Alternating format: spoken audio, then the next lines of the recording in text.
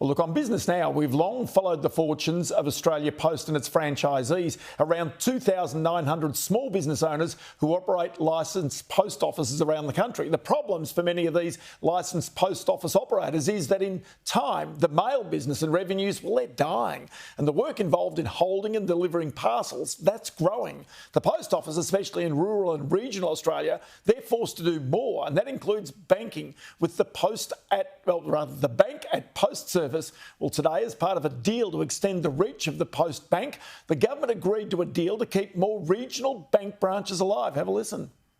We know that if we want a strong national economy, then regional Australia needs to be a big part of the story, and that means making sure that banking services are available to the businesses and workers and people and communities of regional Australia. It's first of all a moratorium on branch closures for 2.5 years, and now all 4 of the 4 major banks will have a position consistent with the conditions that we imposed on ANZ when they bought Suncorp, and this means that no additional regional bank branch closures will take place before July of 2027. Well, on top of that moratorium about branch closures in regional areas, the Commonwealth, Westpac and NAB today signed an agreement to keep Australia's Post's Bank at Post service open and alive until July 2027, with the ANZ, Macquarie and HSBC also in negotiations. Earlier today, I spoke with Australia Post Chief Executive Paul Graham. Yeah, thank you, Ross. We've been saying for some time that our bank at post services are under financial strain. We're not being compensated fairly for the great and important service that we provide. The deals that we've announced today with Commonwealth Bank, National Australia Bank and Westpac, and soon to welcome ANZ to bank at post and hopefully Macquarie and HSBC, will ensure that we put those services on a more financially sustainable footing, and that's really, really important to our customers, particularly our licensees, who a lot of these increase in fees will flow to, and particularly to those communities in regional and rural Australia. You have said before that some of these banks which are closing branches in regional areas are really now relying more than ever on bank at post at the post office to provide those banking services.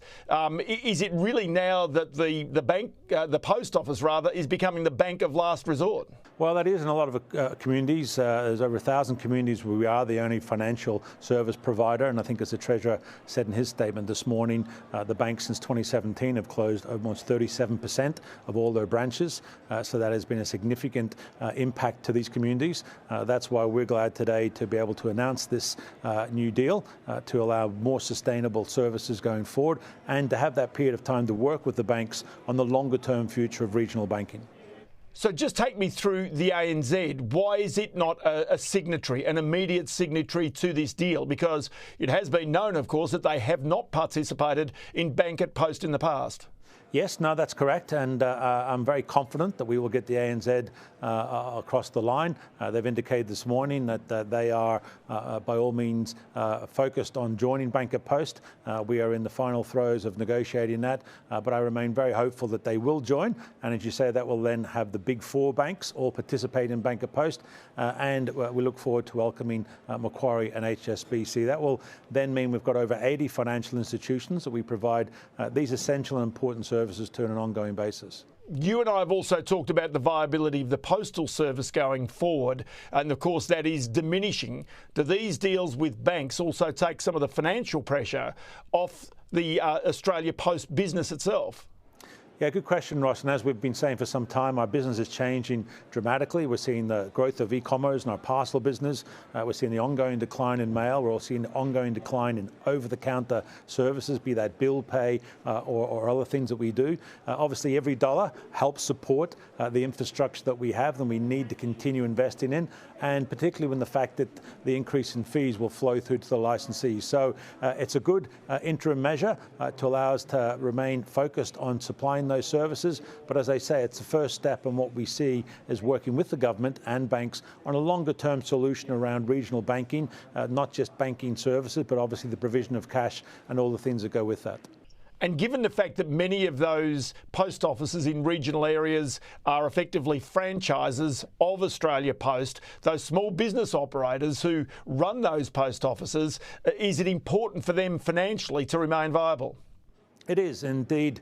They are challenged as well, like lots of small businesses with the cost of living and other things. They provide an essential role, particularly in those communities where we are the only financial service in town, but also the connection we provide with mail and with parcels. So every dollar that we can put into their pockets from these additional agreements that we have with the big three banks, and say ANZ, Macquarie and HSBC, would be absolutely welcome because they recognise the important role they play in providing those communities with those services. Paul Graham, always good to chat to you, and many thanks for your time today. Thanks, Ross. All the best.